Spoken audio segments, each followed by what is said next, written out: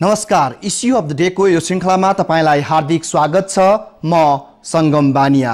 दर्शकहरू, सार्क शिखर सम्मेलनको तयारी अन्तिम चरणमा पुगेको छ।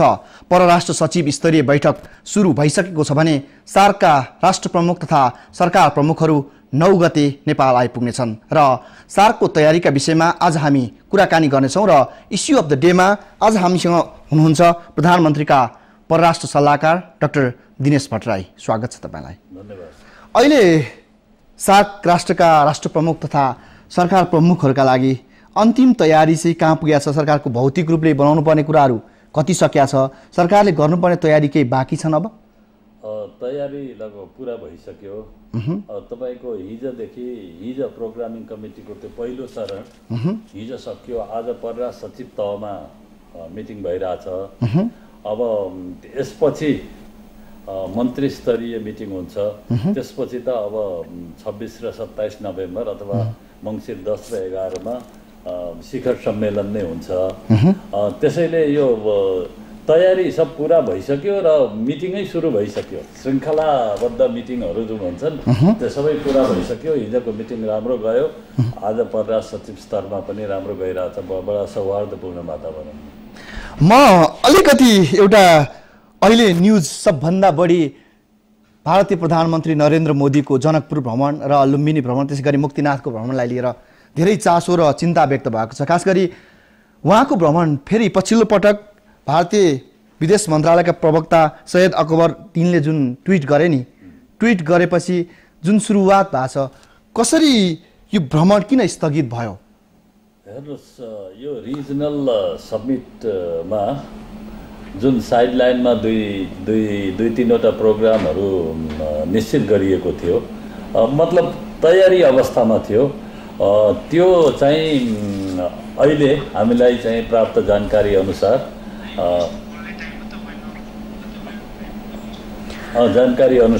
अहिले चाहिँ उहाँलाई अनुकूल नमिल्ने र हामीलाई चाहिँ भारतको विदेश मन्त्रालयबाट सूचना प्राप्त भएको छ। त्यसमा दुईवटा कुरा उल्लेख गरिएको छ। उहाँको प्रधानमन्त्रीजीको प्रायर कमिटमेन्ट्स र उहाँको चाहिँ ट्राभल सेड्युल्स इन्डियामा, त्यो आन्तरिक कारणले गर्दाखेरि उहाँले चाहिँ जुन हामीले प्रतीक्षाका साथ हामी चाहिँ हेरिरहेका थियौँ जनकपुर, मुक्तिनाथ र लुम्बिनीको भ्रमण भनेर, उहाँलाई अहिले अनुकूल नमिल्ने भनेर चाहिँ हामीलाई चाहिँ त्यो आएको छ, सूचना आएको छ। र यसमा चाहिँ खासै त्यत्रो चाहिँ यसलाई चाहिँ बढी विवादमा ल्याउनु पर्ने कारण छैन। किनभने यसरी मल्टिल्याटरल डिप्लोमेसीको एउटा ब्युटी, साइडलाइनमा बायोल्याटरल मिटिङहरू पनि हुन्छन्, बायोल्याटरल बिजनेसहरू पनि कन्डक्ट हुन्छन्। तपाईँले अहिले देख्नुभयो होला, लास्ट विक बेजिङमा एसिया पेसिफिक इकोनोमिक कोअपरेसन एपेकको मिटिङ भयो। त्यसमा एपेकको सब्मिट मिटिङ त भयो नै, त्यसमा चाहिँ क्लाइमेट डिल पनि अमेरिका र चाइनाको बिचमा भयो, जो चाहिँ अब एपेक सब्मिट भन्दा पनि बढी रिपोर्टेड भयो। यो हुन्छ, यस्तो यो सबैतिर हो, यहाँ मात्रै होइन। तर हाम्रो जसरी यसलाई चाहिँ लैजानु पर्थ्यो, जसरी चाहिँ हामीले चाहिँ एड्रेस गर्नु पर्थ्यो, यसलाई ह्यान्डल गर्नु पर्थ्यो, अलिकति यताउति चाहिँ भएको चाहिँ देखिन्छ। जस्तो कि अब बिहिबार साँझसम्ममा प्रधानमन्त्री नरेन्द्र मोदी जो जनकपुरको बाटो भएर आउने प्रोग्राम तय भएको थियो र बिहिबार एकाएक यो कार्यक्रम स्थगित भयो, रद्द भयो, अहिले तत्कालका लागि रद्द भयो भनेर न्युज आयो। त्यसपछि भौतिक पूर्वाधार मन्त्रीको विज्ञप्ति नै आयो। त्यसपछि फेरि प्रधानमन्त्री लेभलबाट कुरा भयो र गृहमन्त्रीजीको अनुरोध गर्नुभयो कि फेरि उहाँ जनकपुर भएरै काठमाडौँ आउनुहुन्छ, जनकपुर जानुहुन्छ, त्यसपछि काठमाडौँ आउने कार्यक्रम छ र सार्क समिट सकिएपछि लुम्बिनी र मुक्तिनाथ जाने कार्यक्रम छ भनेर सेड्युल तयार भयो। फेरि विदेश मन्त्रालयको प्रवक्ताको जुन ट्विट आयो र यसले भन्यो कि हामी यो अहिले घरेलु कारण देखाउँदै मोदीको जनकपुर र लुम्बिनी त्यसै गरी मुक्तिनाथ जो राजधानी बाहिरको यात्रा छ त्यो चाहिँ रोकियो भन्ने कुरा आछ। के कारण यति धेरै कूटनीतिक कमजोरी भयो अथवा हाम्रो तर्फबाट किन यति धेरै हामीले कूटनीतिक कमजोरी गरिरहेछौँ कि न्युजमा मिडियामा सुन्दा पनि मानिसहरूलाई लागिरहेछ कि यो न्युज पनि कुन हिसाबले आइरहेछ कि मान्छेहरू त दङ्ग छन् कि हिजो एउटा जोक जस्तो प्रधानमन्त्री जस्तोको भ्रमण चाहिँ एउटा जोकको पात्र जस्तो बनाइएको छ के कारण यस्तो भइरहेछ मैले अघि भने नि तपाईको जसरी यसलाई चाहिँ सुरुदेखि नै ह्यान्डल गर्नु पर्थ्यो जुन तहबाट चाहिँ गरिएको थियो त्यसलाई अर्कै तरिकाले पनि लैजान सकिन्थ्यो तर हेर्नुहोस् अहिले चाहिँ यो संसारको युग हो तपाईले केही पनि सूचना चाहिँ धेरै दिनसम्म राख्न सक्नुहुन्न हैन अब फेरि अब यताबाट राखे पनि कतैबाट त त्यो आउँछ पब्लिकलाई आउँछ पब्लिकलाई सूचना आउनु पनि राम्रो हो पब्लिक को पनि चाहिँ सूचित हुने अधिकार छ अब यसमा चाहिँ भनिन्छ नि यो कन्सल्टेसनमा हामी थियौं र कन्भिनियन्ट डेट अब उहाँको अनुकूलता हेरेर प्रोग्रामहरू फिक्स गर्ने चाहिँ त्यो प्रक्रियामा हामी थियौं त्यही बीचमा चाहिँ अब सबै आयो बाहिर अलिकति आयो भने त्यसलाई ब्लो अप गर्ने हैन अलिकति चाहिँ ल के नै हो जस्तो गरी गर्ने चाहिँ त्यो अलिकति हामीले सिक्दै छौं यो कुराहरू यो जसरी चाहिँ यसलाई राखियो मिडियातिर अथवा पब्लिकको चाहिँ बहस बनाइयो त्यति साह्रो चाहिँ नहुँदा पनि हुन्थ्यो हो भारतीय प्रधानमन्त्री हाम्रो अभिन्न मित्र हो हाम्रो सम्मानित अतिथि हो सार्कको शिखर सम्मेलनमा उहाँ आउँदै हुनुहुन्छ हामी उहाँको स्वागतको लागि उत्सुकताका साथ प्रतीक्षारत छौं र यो रिजनल समिटको साइडलाइनमा जुन उहाँको इच्छा भनिएको थियो जनकपुर लुम्बिनी मुक्तिनाथ त्यो हामी भिजिट गराउन पाएको भए राम्रै हुन्थ्यो उहाँलाई अनुकूलता मिलेन अब पछि हुन्छ नि कुनै बेला चाहिँ भ्रमण होला त्यसकारण यसलाई चाहिँ त्यति ठुलो कुरा बनाइराख्नु पर्ने मलाई लाग्दैन उहाँको अनुकूलतामा हामी त तयारै थियौं जनकपुरमा पनि तयार मुक्तिनाथमा पनि तयार लुम्बिनीमा पनि हामी तयार थियौं र हामी हेर्नुहोस् हामी त चाहिँ अतिथि देवो भवको परम्परामा चाहिँ हामी भएको चाहिँ मुलुक हामी चाहिँ उहाँ अतिथिको विश के छ हाम्रो चाहिँ जति पनि आउनुहुन्छ उहाँहरूले कतातिर जान चाहनुहुन्छ कता उहाँहरूलाई चाहिँ नेपाल देख्ने इच्छा छ हामी चाहिँ त्यो तयारी आवश्यक गरिरहेका थियौं र अर्को कुरा हामीले यो गर्वका साथ भन्न सक्छौं हेर्नुहोस् विदेशी सरकार प्रमुखहरूले अहिले नि यति छोटो भिजिटमा पनि तीनवटा ठाउँ हेर्नुहोस् त जनकपुर मुक्तिनाथ लुम्बिनी हामीसँग कति महत्त्वपूर्ण ठाउँहरू रहेछन् त्यस्तै प्राकृतिक सौन्दर्यता उत्तिकै छ अब ऐतिहासिक स्थलहरू उत्तिकै छन् रिलिजियस साइटहरू उत्तिकै छन् हामीले त गर्व गर्नुपर्छ यसमा त्यसकारण चाहिँ हामीले अब ती सबैलाई चाहिँ ध्यानमा राखेर अहिलेको जसरी चाहिँ उ भयो त्यसलाई ध्यानमा राखेर अब पछिका कुराहरू राम्रोसँग प्लान गर्नुपर्छ दर्शकहरू हामी इस्यु अफ द डेमा छौं र इस्यु अफ द डेमा हामी सार्क सम्मेलनलाई लिएर केन्द्रित भएर कुराकानी गरिरहेका छौं यति बेला भएको छ ब्रेकको हामी निरन्तर न्युजमा छौं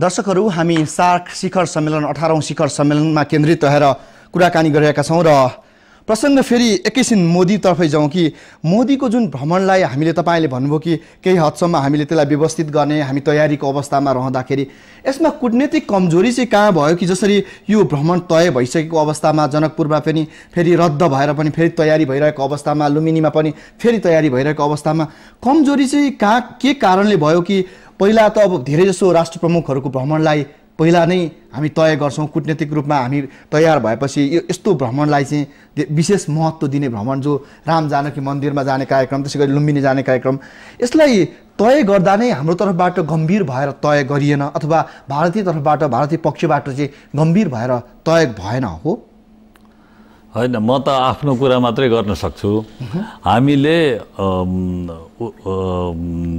खबर पाएपछि उताबाट सूचना पाएपछि उहाँको विश यो छ उहाँ यतातिर भ्रमण गर्न इच्छुक हुनुहुन्छ भनेपछि हामीले आवश्यक तयारी सबै गरिसकेका थियौँ। यो बिचमा कताबाट के आयो त्यो अब चाहिँ मन्त्रीज्यूहरूले गरेका कुराहरू उहाँहरूसँग केही इन्फर्मेसन थियो होला र उहाँहरूले गर्नुभयो होला है, त्यो इन्फर्मेसन चाहिँ अब मलाई थाहा छैन। र यो बिचमा चाहिँ अलिकति यो कन्सल्टेसनको समस्या होला अथवा केहीले चाहिँ अलिकति चाहिँ कन्फ्युजन के हो भने जस्तो त चाहिँ तर त्यो अन्यल हुनुपर्ने आवश्यकता छैन, त्यो सबै मेटिएको छ। आज सबै मेटिएको छ। हाम्रो सम्मानित अतिथि भारतीय प्रधानमन्त्री सार्क शिखर सम्मेलनको लागि चाहिँ 9 गते आउँदै हुनुहुन्छ हैन। अनि सार्क शिखर सम्मेलनमा सरिक भएर अब अहिले हामी हेरौँ न, त्यो उहाँको चाहिँ कम्युनिकेसनमा, उहाँको विदेश मन्त्रालयको कम्युनिकेसनमा प्रायर कमिटमेन्ट्स र ट्राभल सेड्युल उल्लेख गरिएको छ। 2वटा पोइन्ट चाहिँ मैले अरू कुरा गरिनँ। त्यसैले उहाँको व्यस्तता होला, उहाँका कमिटमेन्टहरू चाहिँ मुलुकभित्रै केही होलान्, त्यसकारण त्यो उहाँहरूको कुरो भयो। अब हामीले त हाम्रो कुरा मात्रै गर्ने हो हैन। तर हामी भारतीय प्रधानमन्त्रीको 17 वर्षपछि अगस्तमा भ्रमण भयो र अहिले 4 महिनामै दोस्रो भ्रमण नेपालमा हुँदैछ। यो बडा सकारात्मक पक्ष, यो नेपाल भारत सम्बन्धको बडा सकारात्मक पक्ष हो। र अर्को कुरा भन्दाखेरि हेर्नु, सार्कले कति फाइदा, कति चाहिँ यो एउटा फोरम चाहिँ दिएको छ हाम्रा चाहिँ क्षेत्रका नेताहरूलाई। अब उहाँलाई सार्कले गर्दाखेरि अहिले 4 महिनामै उहाँ आउनुहुन्छ। अनि त्यसपछि 4 महिना अगाडि भएका चाहिँ निर्णयहरू के छन्, अब त्यसमा चाहिँ केही अलिकति रिभ्यू हुन्छ, त्यसको फलोअप हुन्छ। अनि यो त अत्यन्त सकारात्मक देख्छु म यसलाई त। अनि यो सार्कको देन हो, सार्कमा केही भएन भन्ने चाहिँ जुन हुन्छ नि, हामी त्यसको पछाडि जाउँला कि उहाँले भन्नुभएको थियो नेपालको संसदमा सम्बोधन गर्दा कि नेपाल भ्रमणमा आउँदा 4 महिना अगाडि म सार्कमा आउँदाखेरि लुम्बिनी जानेछु, त्यसै गरी म जनकपुर जानेछु भनेर उहाँको प्रतिबद्धता थियो। र त्यो प्रतिबद्धता एक हदसम्म पुरा हुने अवस्थामा आइपुगेर फेरि पनि रद्द भएको छ।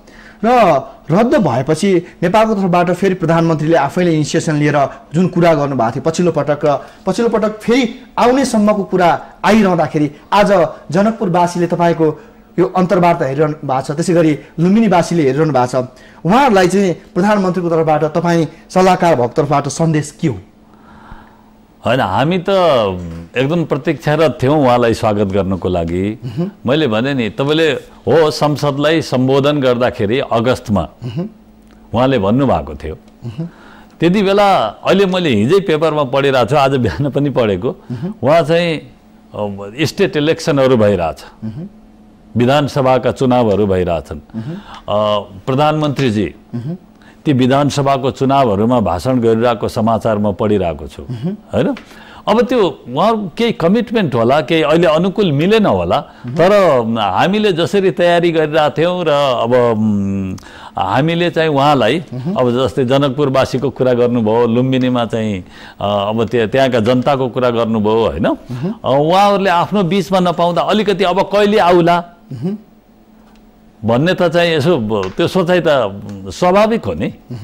उहाँले भारतीय प्रधानमन्त्रीजीले यस्तो सकारात्मक वातावरण, बडा अनुकूल वातावरण र 17 वर्षदेखि रहेको चाहिँ जुन एउटा ग्याप थियो त्यसलाई जसरी पुरा गर्नु भएको छ र हामीहरू सबैलाई भनौँ न एउटा वातावरणको सिर्जना उहाँको भिजिटले जुन गरेको छ नि, उहाँको भ्रमणले गर्यो नि, यो अत्यन्त सकारात्मक हो। र यो मोमेन्टमलाई, उहाँको भिजिटले जेनेरेट गरेको मोमेन्टमलाई हामीले मेन्टेन गरेर हामीले अगाडि बढाउनु पर्छ र त्यो मोमेन्टमलाई हामीले चाहिँ युज गरेर अनि एउटा नेपाल भारतको सम्बन्धलाई माथिल्लो स्तरमा पुर्याउनु पर्छ भन्ने कुरा उहाँकै शब्दमा। र अर्को कुरा उहाँले हेर्नुहोस्, मे 26मा उहाँले शपथ ग्रहण गर्नुभयो भारतीय प्रधानमन्त्रीले। अब त्यति बेला तपाईँ होला क्षेत्रका सबै नेताहरूलाई उहाँले आफ्नो शपथ ग्रहण समारोहमा बोलाउनु भयो त्यति बेला। अनि त्यसपछि संसदमा भारतीय राष्ट्रपतिजीको चाहिँ जुन एड्रेस भएको छ त्यसमा underline the word determination and commitment neighbourhood प्रति बुझ्नु भएन एकदम इकोनोमिकल्ली लिङ्क्ड र सार्कलाई रिभाइटलाइज गर्ने जुन भारतीय सरकारले प्रतिबद्धता गरेको छ यो अत्यन्त सकारात्मक छ र यो चाहिँ स्वागतयोग्य छ। म तपाईलाई मोदीको विषयमा मोदीको भ्रमण जनकपुर लुम्बिनीको बारेमा अन्तिम प्रश्न सोध्छु कि खास गरी जनकपुरमा आउँदाखेरि सम्बोधन 12 बिघामा गर्ने वा जानकी मन्दिर परिसरभित्र गर्ने नागरिक अभिनन्दन र सम्बोधन। दोस्रो कुरा 22 दलीय तयारी एकातिर, प्रतिपक्षी दलहरूको 22 दलीय मोर्चाको तयारी एकातिर, सरकारको तयारी अर्कोतिर। अर्कोतर्फ टीका टिप्पणीहरू जुन मोदीले साइकल बाँड्नेदेखि लिएर विभिन्न कार्यक्रमको टीका टिप्पणी भयो। यस बीचमा पनि 9 गते नै उहाँ काठमाडौँ आउँदै हुनुहुन्छ र 9 गते नै जनकपुरबाट काठमाडौँ आउने कार्यक्रम तय भएको थियो। व्यस्तताको हिसाबले हेर्ने हो भने त उहाँ 9 गते जनकपुर आएर काठमाडौँ आउनुहुन्थ्यो र यति बेला सिधै काठमाडौँ आउँदाखेरि पनि 9 गते नै आइपुग्नुहुन्छ। त्यति धेरै व्यस्तताको बीच अथवा त्यति धेरै समय उहाँ जनकपुर बस्ने कार्यक्रम पनि तय भएको थिएन। यो हिसाबले हेर्दाखेरि त उहाँको व्यस्तताको बीचले भन्दा पनि हाम्रो आन्तरिक खिचतानीले अथवा हामीले देखाउन नसकेको कूटनीतिक मर्यादा अथवा कूटनीतिक रूपमा हामीले जुन व्यवहार देखाउनु पर्थ्यो मोदीप्रति त्यो नदेखाएका कारण पनि स्थगित भएको हो भन्नेहरूको जमात पनि बढिरहेछ नि। यो भारतीय प्रधानमन्त्री मोदीप्रति जुन कूटनीतिक सम्मान देखाउनु पर्ने कुरा गर्नुभयो तपाईले, एकदम हामी त उच्च सम्मानका साथ उहाँलाई हेर्छौँ र हामीले चाहिँ स्वागत, एकदम उच्च स्वागत हामीले चाहिँ स्वागत गर्ने तयारी गरिरहेका छौँ। यसबाट उहाँप्रतिको हाम्रो सम्मान, उहाँप्रतिको हाम्रो आदरमा कुनै कमी आएको छैन। र अर्को कुरा तपाईले चाहिँ जुन भन्नुभयो जनकपुरमा एड्रेस गर्ने कुरा गर्नुभयो। हेर्नुहोस्, विदेशी अतिथि आउनु हुँदाखेरि, सम्मानित अतिथिहरू आउनु हुँदाखेरि हामी कहाँ प्रचलन नभएको होइन, नागरिक अभिनन्दन हामी गर्छौँ।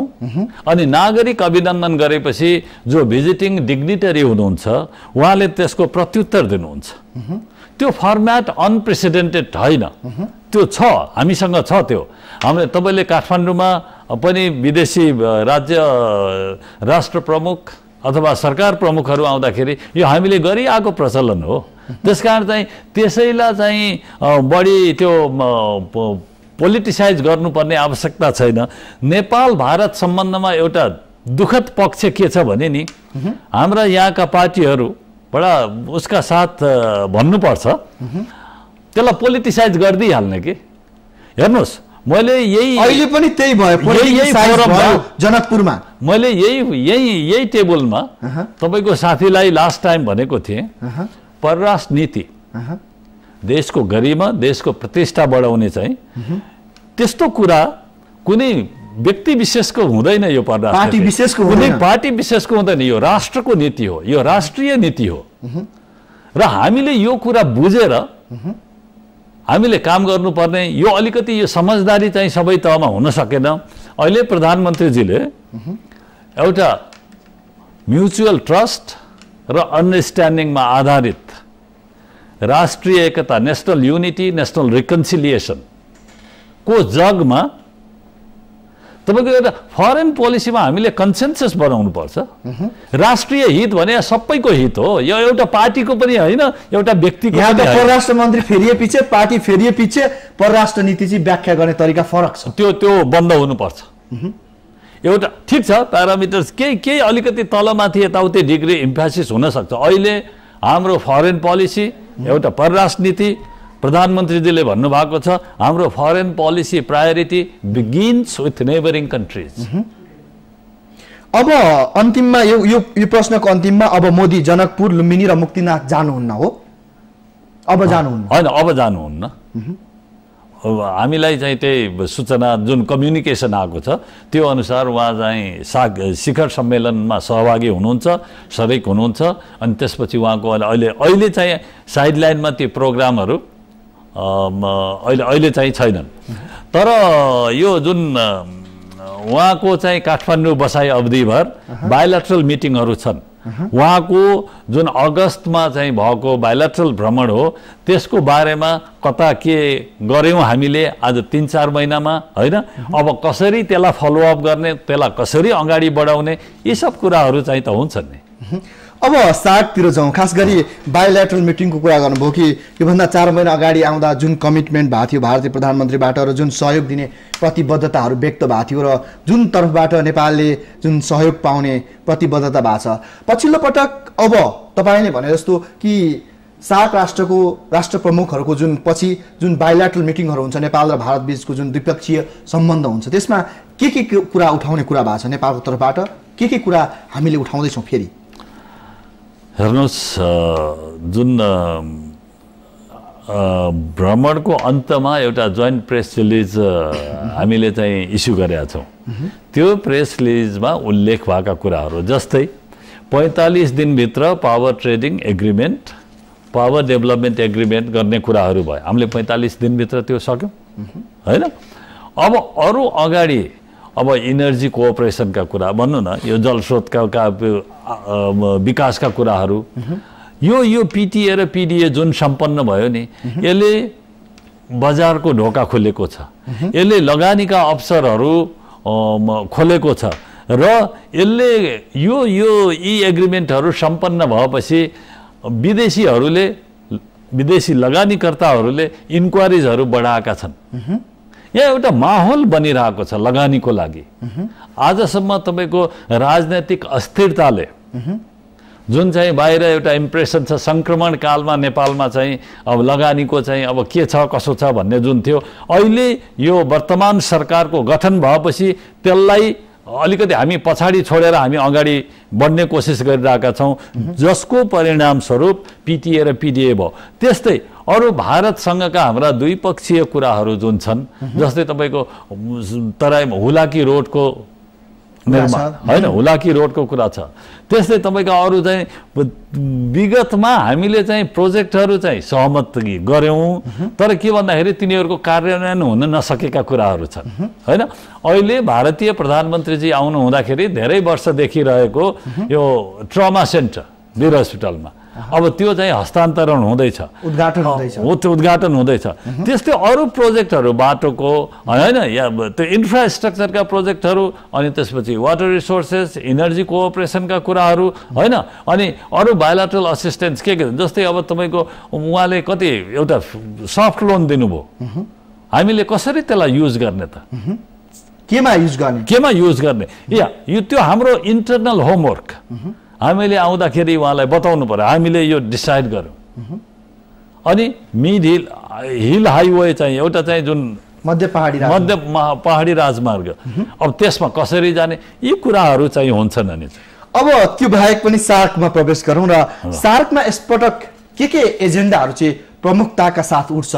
सार्कका 8वटा देशहरूले के एजेन्डालाई पारित गर्लान् र नेपालको तर्फबाट सुरुवात भएको छ, नेपालको तर्फबाट त्यस्तो खास केही प्रस्ताव जाँदैछ? यो सार्कको चार्टर हेर्नुभयो भनेदेखि यो सबै सार्कमा निर्णयहरू युनानिमिटी।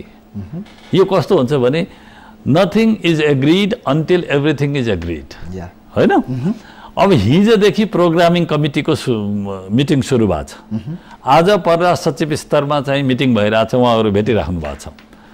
अब जुन विगतमा गरिएका मिटिङहरू हुन् ती सबै त्यो विगतका डिसिजनहरू अहिले त्यहाँ आइरहेछन्। जस्तै अब तपाईँलाई भनौँ, अब इनर्जी मिनिस्टर्सको मिटिङ भयो, अनि एउटा त्यो मोटर भेहिकल एग्रिमेन्ट गर्ने कुरा छ, अनि त्यसपछि अब यसको अन्तमा रेलवे नेटवर्किङका कुरा छ।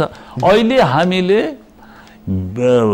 यो साउथ एसिया रिजनको ग्राउन्ड रियालिटीलाई हेरेर, धरातलीय यथार्थतालाई हेरेर हामीले थिम गरेका छौँ, deeper integration for peace and prosperity. तपाईँको पिस स्टेबिलिटी नभइकन प्रस्परिटी हुँदैन, र तपाईँको शान्ति भएन, मुलुकमा स्थिरता छैन, अनि जनताले भनेको हुँदैन अथवा डेमोक्रेसी छैन भनेदेखि तपाईँको कनेक्टिभिटी पनि कुरा गरेर मात्रै हुँदैन। कनेक्टिभिटी हामी बाटोको connectivity, air connectivity, railway connectivity, अब यी सबका कुरा गर्न सक्छौँ, तर मेन्टल कनेक्टिभिटी अथवा भन्नुहोस् ट्रस्ट चाहिँ मलाई लाग्छ यो एउटा बेसिक पूर्वाधार भनिदिँदा पनि हुन्छ यसलाई। अब त्यो किसिमको वातावरण को सिर्जना यो सार्क प्रोसेसले गरिरहेको छ। अब निर्मम भएर हेर्ने हो भने 17औं सार्क शिखर सम्मेलनको निर्णयसम्म हेर्ने हो भने, निर्मम भएर समीक्षा गर्ने हो भने ती कुनै पनि कहिले बङ्गलादेशमा भयो होला, कहिले भारतमा भयो, पछिल्लो पटक मालदिप्समा जुन घोषणापत्र पारित भयो, घोषणापत्र पारित गर्नका लागि पारित गर्ने र त्यो घोषणापत्र चाहिँ व्यवहारिक रूपमा सार्कले कहिल्यै कार्यान्वयन गरेन। सबभन्दा ठुलो आरोप सार्कमाथि यही छ कि यो जुन इकोनोमिक प्रोस्पेरिटी, आर्थिक समृद्धिको जुन सपना छ त्यो चाहिँ सार्कमा एजेन्डा बन्यो, छलफल भयो र पास पनि भयो, पारित पनि भयो, घोषणापत्रमा हामी अगाडि पनि बढ्यौँ, तर व्यवहारिक रूपमा कार्यान्वयन भएन, जसको कारण नेपाल पनि सङ्क्रमणमा थियो, पाकिस्तान सङ्क्रमणमा थियो, श्रीलङ्का सङ्क्रमणमा थियो, बङ्गलादेश सङ्क्रमणमा थियो र अफगानिस्तान सङ्क्रमणमा थियो। सङ्क्रमण कालले चाहिँ सार्कलाई बढी रुमलिरह्यो र भारत र पाकिस्तान बीचको सम्बन्ध सुमधुर हुन नसक्दा सार्कले गति लिन सकेन भन्ने टिप्पणी छ नि।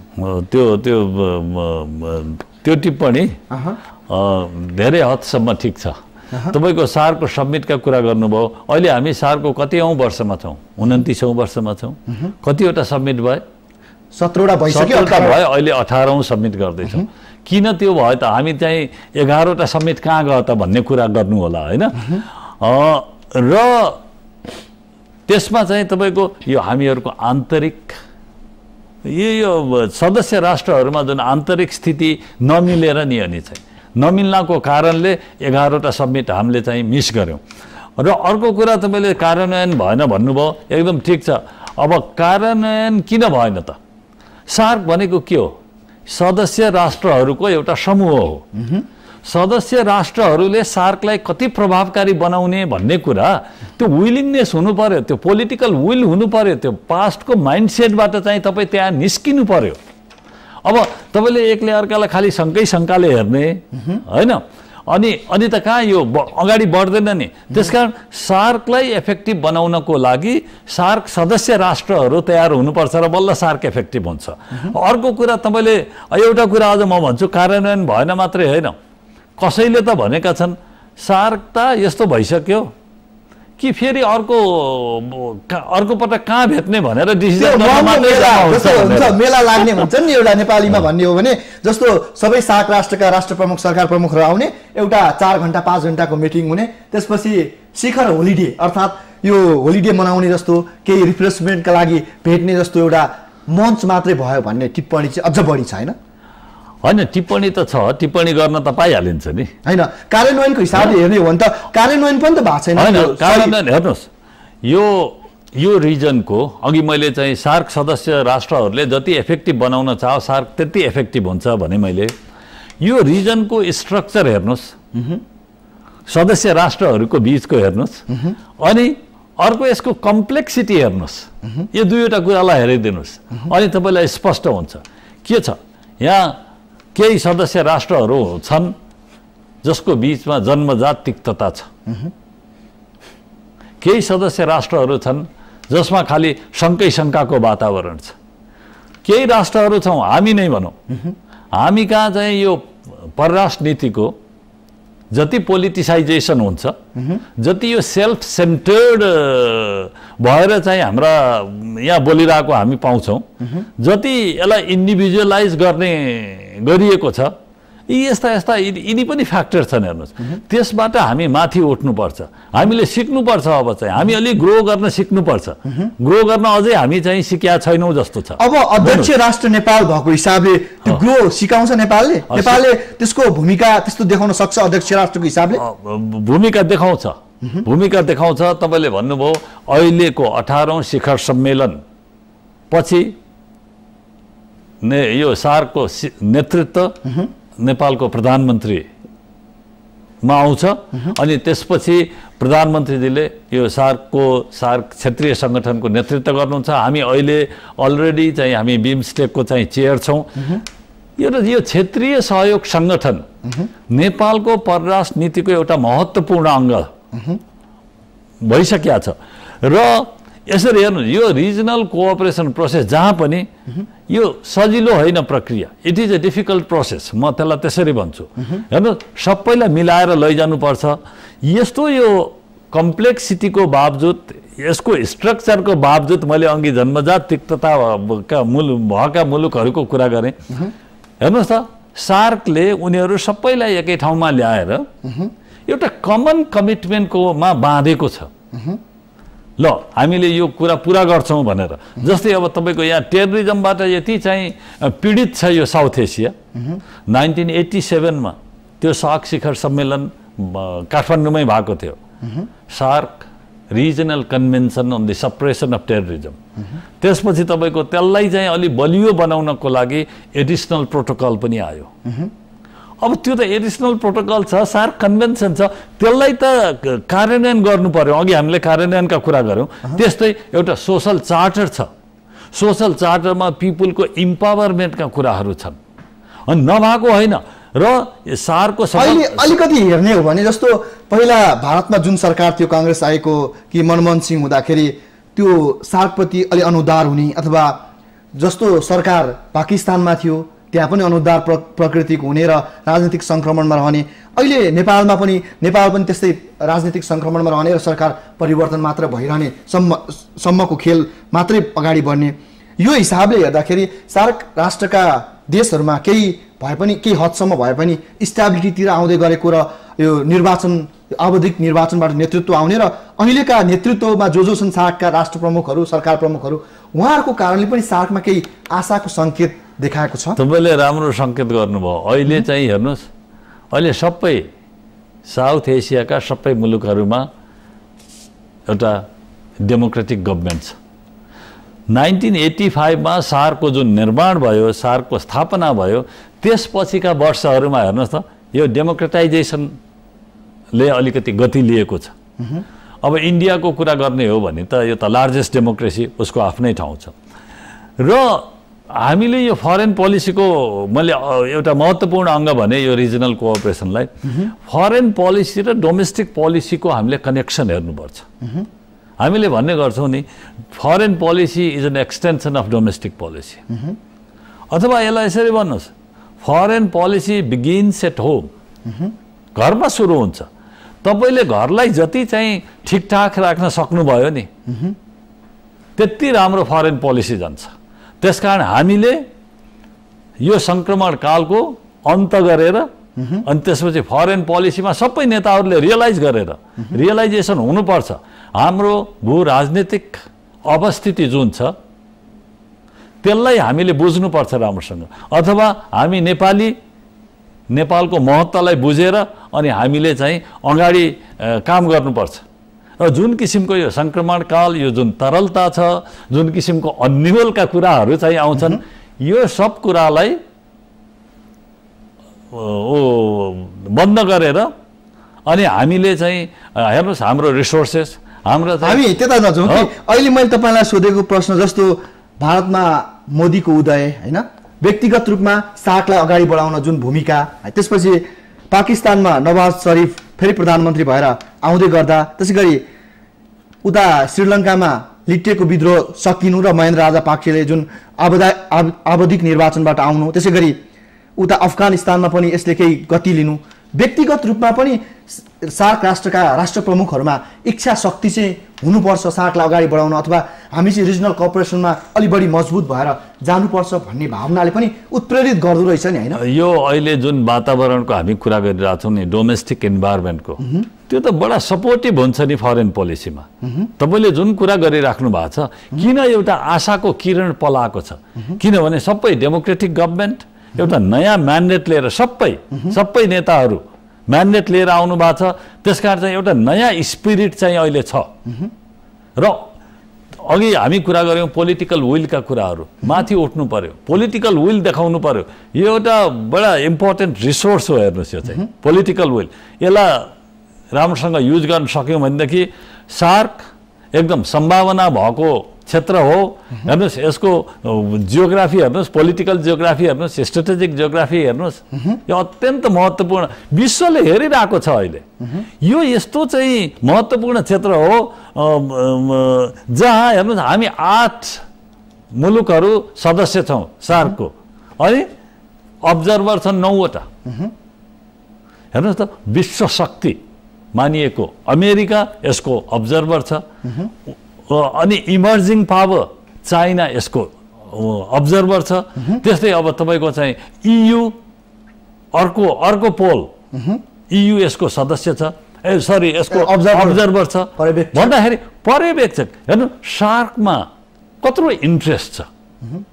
सबभन्दा बढी यसको गरिबी, यसको पछौटेपन र यी देशहरू बीच रहेको वैमनुष्यता जुन छ नि, यो चाहिँ त्याग्नका लागि र गरिबीबाट माथि उठाउनु, विश्वकै सबैभन्दा गरिबी रहेको क्षेत्र, गरिब देशहरू रहेको ठाउँ र अशिक्षितहरूको रहेको भिड जस्तो यो जुन अवस्था छ नि सार्कलाई, योबाट माथि उठाउनका लागि चाहिँ सार्कले गर्नुपर्ने काम चाहिँ के देख्नुहुन्छ? अब जस्तो काठमाडौँले पनि घोषणापत्र पारित गर्ला, 18औं सार्कबाट घोषणापत्र पारित होला र त्यो घोषणापत्र लागू हुने तपाईँले स्पष्ट आधारहरू देख्नु भएको छ यति बेला?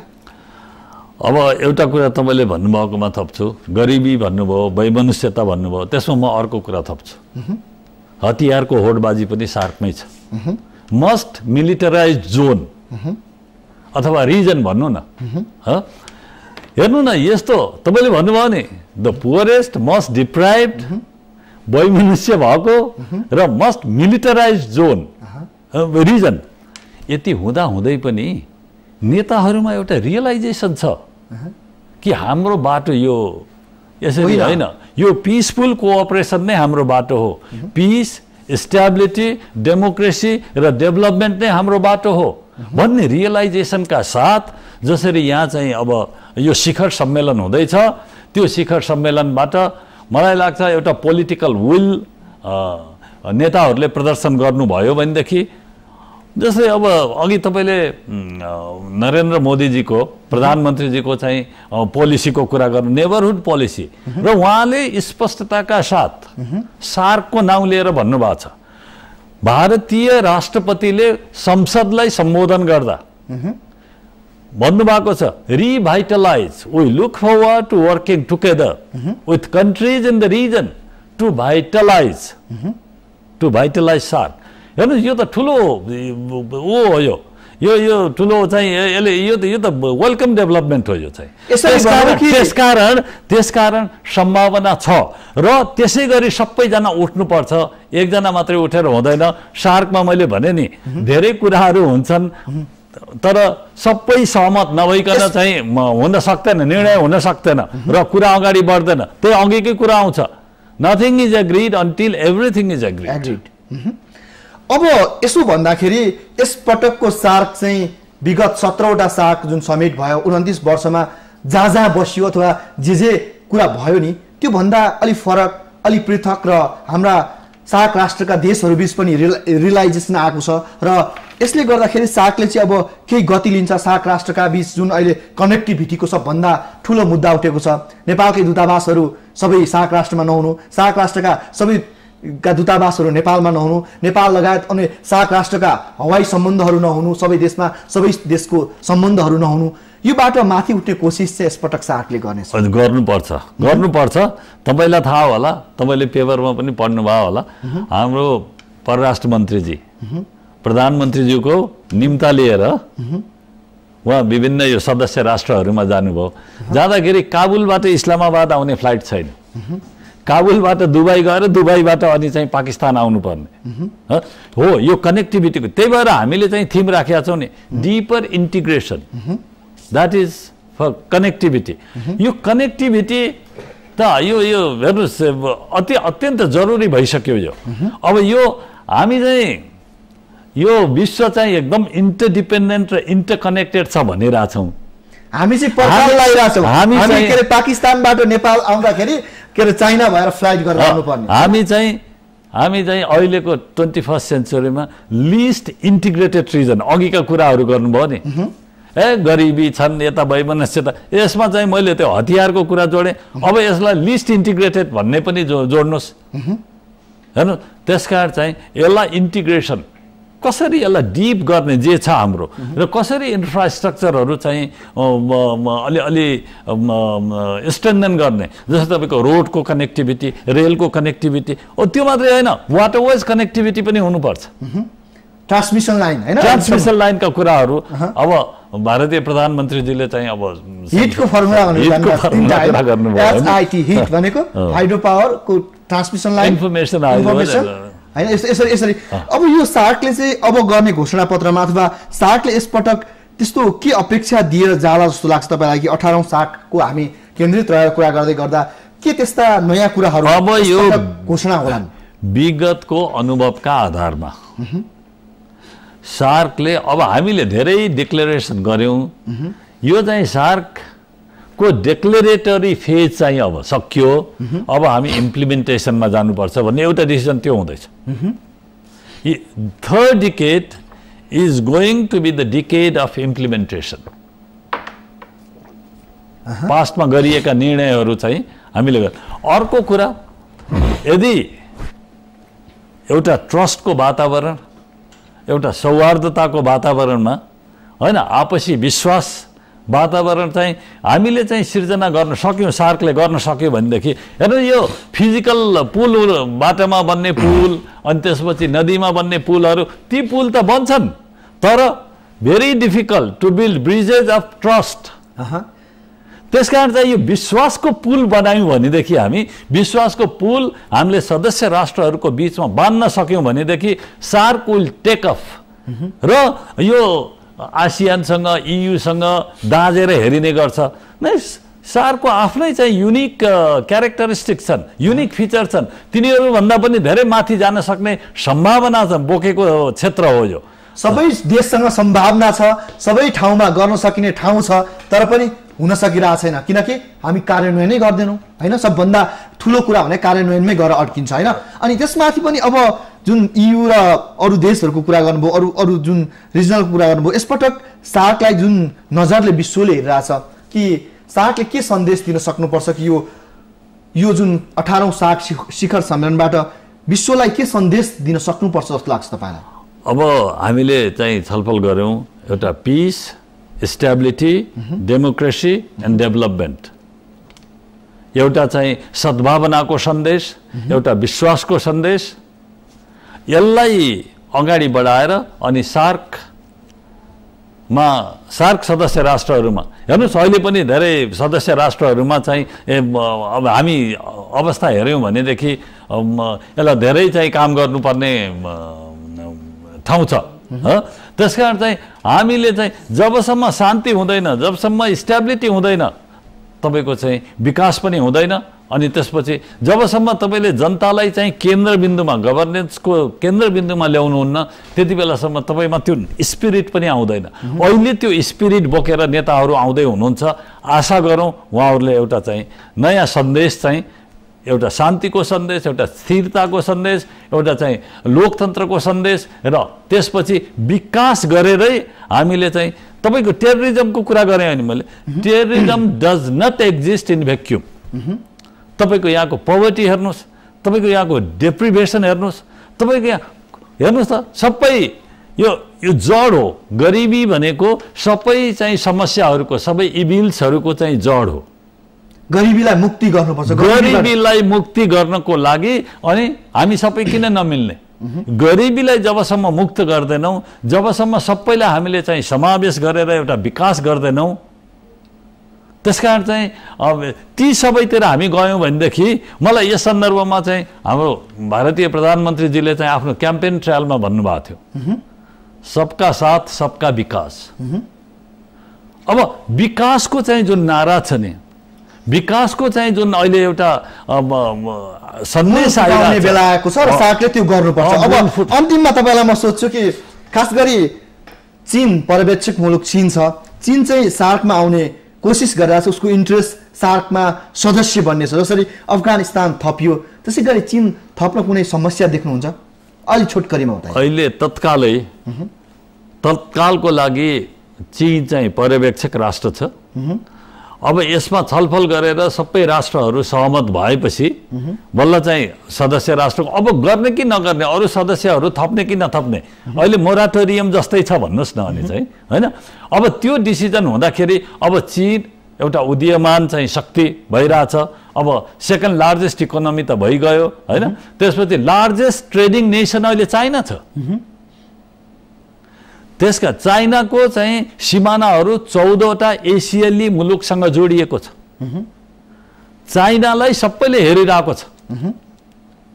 हेर्नुस्, हाम्रो चाहिँ हामी नेपालीहरू यतातिर 1.25 बिलियनको मार्केट छ, यतातिर चाइना हेर्नुहोस् फेरि त्यत्तिकै 1.5 अब कति छ जनसङ्ख्या होइन अहिले लेटेस्ट।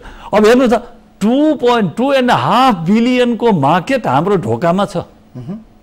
त्यसकारण चाइनाको जुन चाहिँ रिसोर्सेस छ, चाइनाको डेभलपमेन्टको अनुभव जुन छ, चाइनाको एक्सपर्टिज चाहिँ जुन छ, त्यसबाट हामीले सिकेर विकास गर्नको लागि चाहिँ हामीले सोच्नुपर्छ। तर अहिले सदस्य राष्ट्र बनाउने मैले अघि नै भने त्यस्तो मैले केही देख्दिनँ। हस्, आइदिनु भयो, तपाईँको विचार र समयका लागि धन्यवाद। धन्यवाद सङ्गमजी।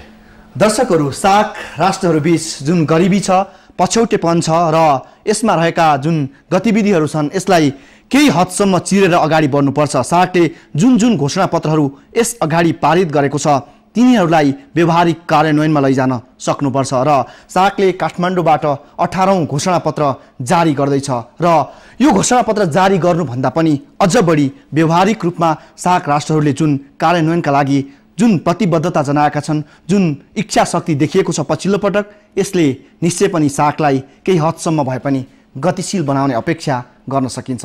यो सँगै आजका लागि इस्यु अफ द डेको श्रृङ्खला यति नै। आजलाई हामीलाई बिदा दिनुहोस्। नमस्ते।